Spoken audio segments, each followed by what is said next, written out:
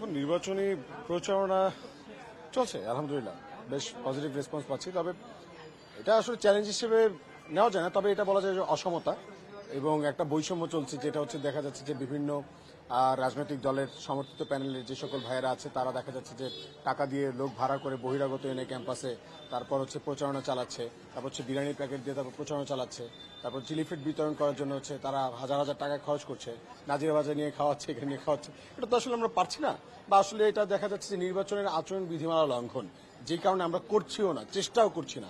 হয়তো বা আমরা চাইলে হয়তো পারতাম, আমরা চাইলে কি পারতাম না, আমরা ফেসবুকে পোস্ট দেওয়ার মাধ্যমে সবাইকে এঙ্গেজ করতাম যে ঢাকা বিশ্ববিদ্যালয়ের ডাকসু নির্বাচন চলছে, বাংলাদেশের যে প্রান্তে যে ভাইয়েরা আমাদেরকে ভালোবাসেন এবং আপনাদের সহযোগিতা চাই, আপনারা আমাদের জন্য প্রচারণা করেন।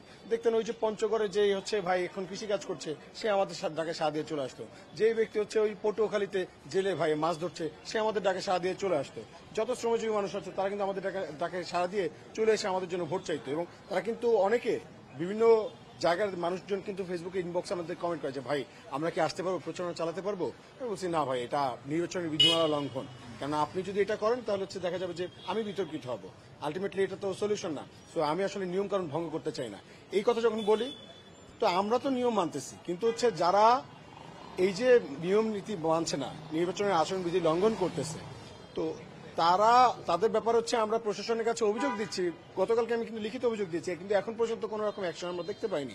তো এটা আসলে দেখা যাচ্ছে চ্যালেঞ্জ না, এটা টোটালি হচ্ছে তারা সিদ্ধান্ত নিয়েই নিয়েছে যে কোনো একটা বিশেষ দলের গোষ্ঠীকে বা দলের এজেন্ডা বাস্তবায়ন করবে, তা বা প্রশাসন হচ্ছে তাদেরকে সাপোর্ট দিয়ে তাদেরকে হচ্ছে মানে বিশেষ সুবিধা দিয়ে এই ক্যাম্পাসে তাদেরকে পুনর্বাসনের চেষ্টা করবে।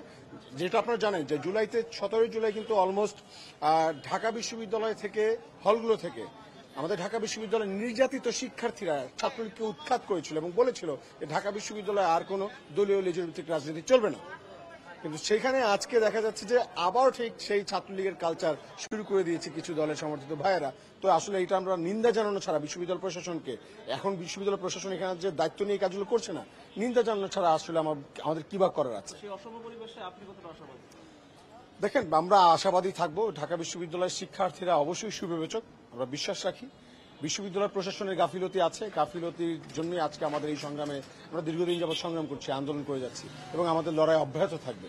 তবে ঢাকা বিশ্ববিদ্যালয়ের শিক্ষার্থীরা যেহেতু সুবিবেচক, আশা রাখি তারা ব্যালটের মাধ্যমে আসলে তাদের বিবেচনা জানিয়ে দেবে, আশা রাখি।